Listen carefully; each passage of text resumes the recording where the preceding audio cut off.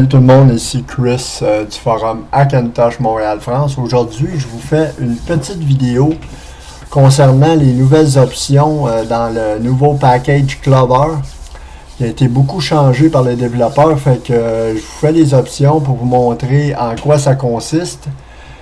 Et c'est ça, tout ce qui a été changé dans le package, les drivers, tout le kit. Fait que je vais vous faire une démonstration d'une installation en UEFI.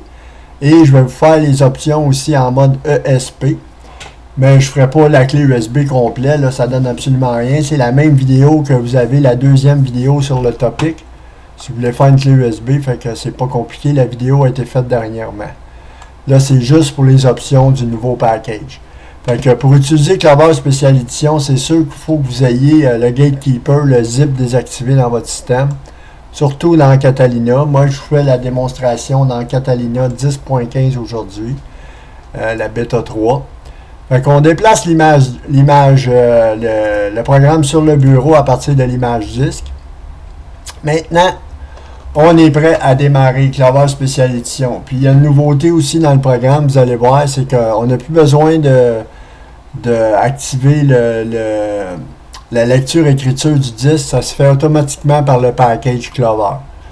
Fait que tout ce que vous avez à faire, c'est à l'ouverture du package Clover, le disque va se mettre en lecture-écriture automatiquement si vous êtes dans Mojave 10.15.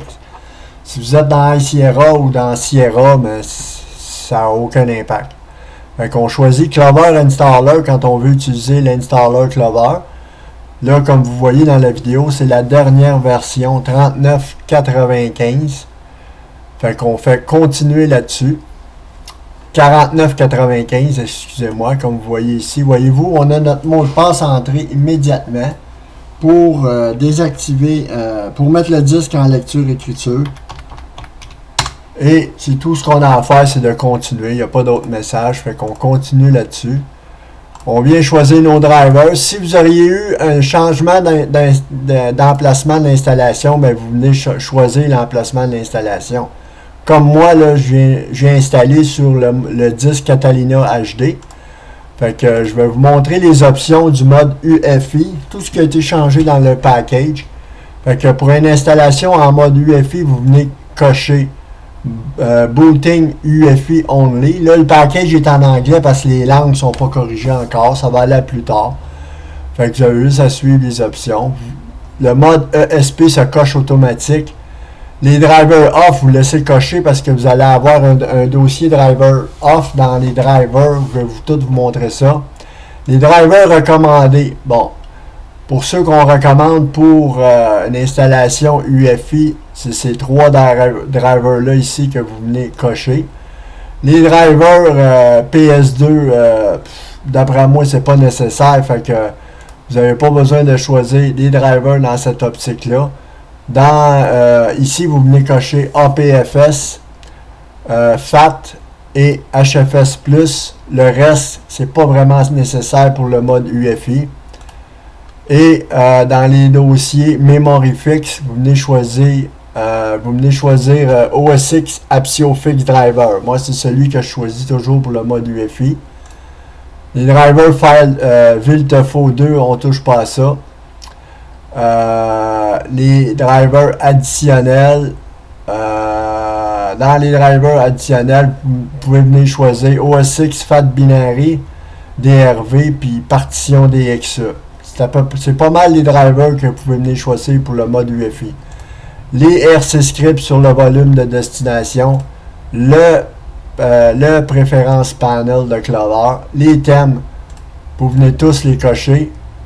Et dans l'option Driver Kex, c'est le Fake SMC qui est coché par défaut, vous le laissez cocher. Puis si vous avez un portable, vous venez choisir Voodoo PS2 contrôleur. Si vous pensez que vous êtes capable de faire fonctionner l'audio avec l'Apple ALC et Lilou, vous venez choisir cette option-là. Puis vous venez choisir votre Ethernet. Comme moi, c'est l'Intel Marzi, fait que j'ai coché mon Internet et j'installe là-dessus avec les options que je viens de choisir. Et il va s'installer en mode UEFI dans la partition UEFI. Voyez-vous, là, dans Catalina, on a cette option-là, vu que le disque a été mis en lecture-écriture. On vient cocher ici, installer quand même. Fait que si le disque n'aurait pas été en lecture-écriture, on aurait été obligé de quitter le programme. Parce que on ne peut pas installer si le disque n'est pas en lecture-écriture.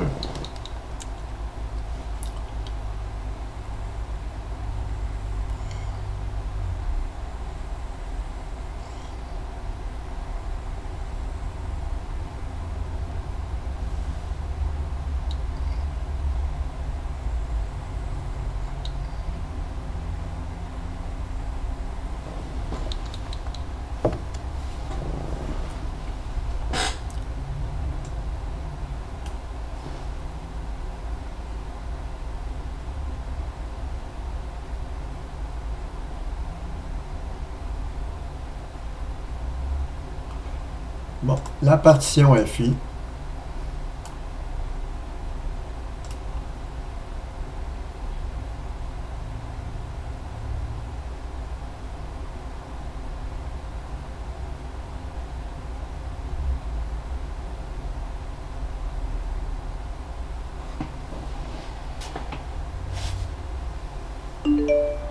Bon, l'installation terminée. On peut fermer le programme. Dans notre partition FI, c'est une installation en mode UEFI comme vous pouvez voir. C'est bien indiqué ici. Mode UEFI. Le Fake SMC est installé dans le dossier KEX Other. Fake SMC et mon Intel Masi, mon réseau que j'ai venu chercher. Pour, si j'aurais choisi l'audio Apple ALC, ben, il aurait été installé de la même manière. Et dans les drivers, comme vous voyez, il n'y a plus de driver 64 et driver 64 UEFI, c'est un dossier driver. Les drivers UEFI qu'on a venu choisir, ils sont ici. Et les drivers BIOS, ils sont ici. Le APFS Driver Loader, moi je vais l'enlever parce que je vais venir choisir une installation, je vais vous faire l'installation en mode ESP. Et moi, je ne veux pas l'APFS Driver Loader. Fait que, voyez-vous, les drivers off, ça, c'est tous les drivers qui appartiennent à Clover, ils sont ici. Si jamais vous avez un driver à changer ou à rajouter si vous avez fait une installation en mode ESP ou en mode UEFI, vous pouvez le rajouter par ici. Fait que c'est ça, mes amis. Et c'est comme ça. Le config.plus, c'est un SMBIOS iMac 14.2. Si vous auriez eu un portable, c'est un MacBook Pro 9.2 qui est ici. Vous avez juste à le renommer config.plus si c'est un portable. Fait que pour une installation en mode ESP, ce que vous devez faire, je vais éjecter la partition FI. On fait continuer Clover Installer.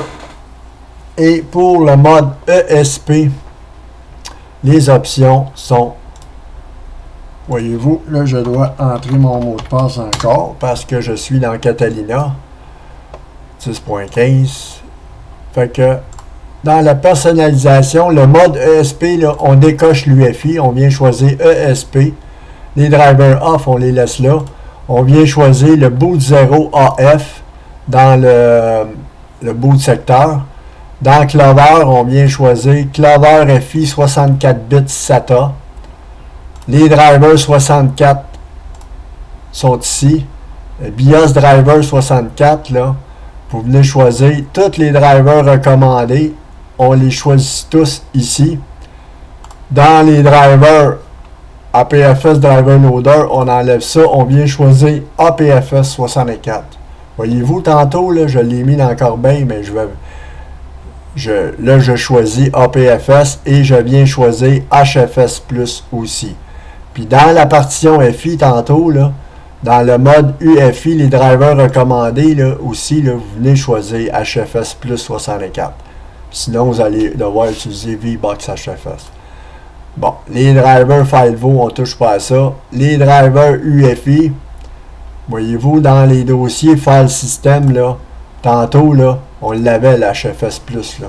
Fait que l'HFS Plus, là, il faut venir le sélectionner aussi pour les drivers UFI.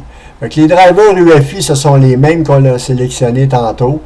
Puis les drivers 64, ben là, je viens de vous les montrer, là. Fait que c'est ça pour les drivers 64.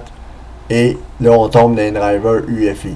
Fait que c'est ça l'installation. Vous venez choisir aussi les RC scripts sur le volume de Clover. Et vous venez choisir le panneau de configuration, les thèmes, driver Kex, le fake SMC et votre réseau si c'est Intel Mazi. Puis si vous voulez l'audio Apple ALC, vous venez choisir l'audio Apple ALC. Fait que c'est ça, mes amis, pour une installation du mode ESP. Fait que c'est boot 0 dans le MBR, l'install ESP, on décoche l'UFI et on vient choisir 64 bits SATA. Puis là, on choisit nos drivers, les drivers recommandés et les drivers système qui est APFS et HFS+. Fait qu'il y a juste deux modes de driver pour l'installation BIOS qui est le mode ESP. Fait qu'on installerait là-dessus comme ça. Fait que c'était ma vidéo, mes amis. J'espère que ça vous a plu, que ça va vous aider pour les options du nouveau package Clover qui a été lancé cette semaine par les développeurs de Clover. Je vous remercie de votre écoute. Merci beaucoup. À la prochaine. Bye bye.